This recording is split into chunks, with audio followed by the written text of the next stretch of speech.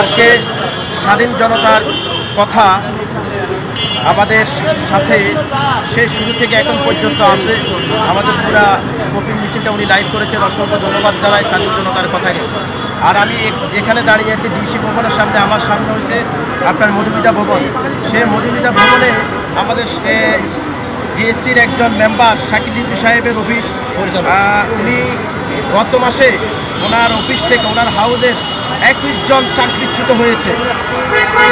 বাংলাদেশে আমরা যাকে শেয়ার বাজারে বাফেট বলি, সেই লোকের সেই ব্যক্তির হাউসে যদি আপনার 1 মাসে 21 জনের চাকরি চলে যায়, তাহলে বুঝতে হবে বাংলাদেশের পুঁজিবাজারের অবস্থা কি, বাংলাদেশের পুঁজিবাজারের ব্যবসার অবস্থা কি।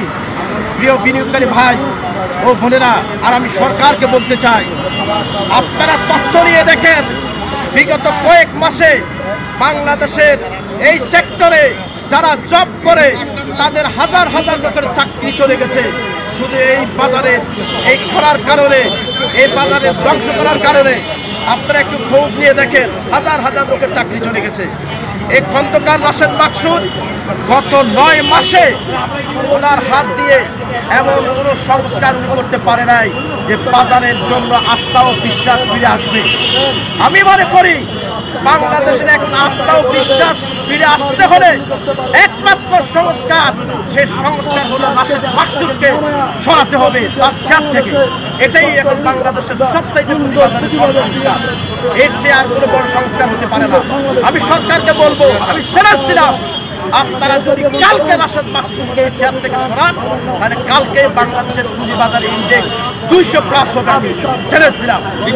তাই এই বিশ্বাস আর আস্থা রাশেদ মাকসুদের সাথে জড়িত হয়ে গেছে বাংলাদেশের পুঁজিবাজার, তার সাথে বাংলাদেশের পুঁজিবাজারের উত্থান এবং পতন দুইটাই জড়িত।